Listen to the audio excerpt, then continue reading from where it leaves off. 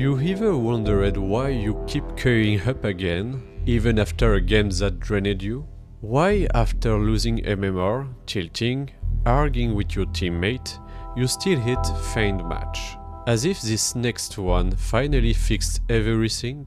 That is intermittent reinforcement. In psychology, intermittent reinforcement is when the reward don't come every time. They come sometimes, unpredictably, randomly. And paradoxically, that randomness is what makes it so powerful. If you were rewarded every single time you did something right, your brain would get used to it. The dopamine would fade, the motivation would die. But when the reward comes sometimes, after losses, after frustration, after chaos, it becomes addictive because you never know when it's coming. That's what Dota 2 does. That's what every competitive game does. You can play 5 terrible games in a row where your team crumbles. Your map awareness disappears, and you feel like you've forgotten how to play. Then suddenly, the sixth one, everything clicks. Your movements are perfect, your calls are sharp, your team listened, you win, and it feels amazing. And in that moment, your brain relearns one thing. Maybe the next game will feel like this too.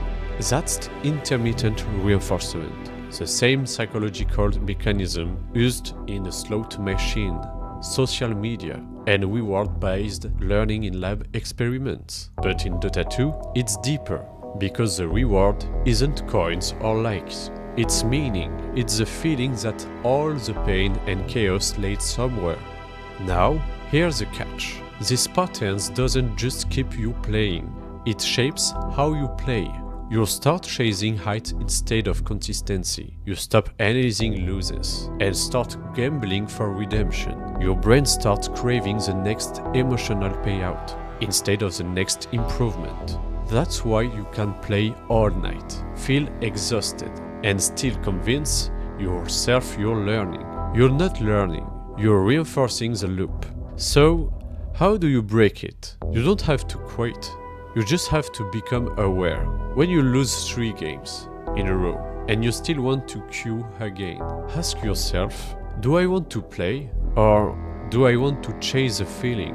Because once you recognize that difference, you break the spell. You start playing from intention, not impulse.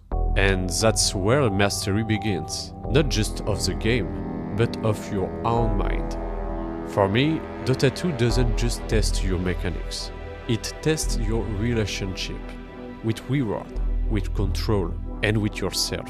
And once you understand why your brain keeps coming back, you finally learn how to come back on your own terms.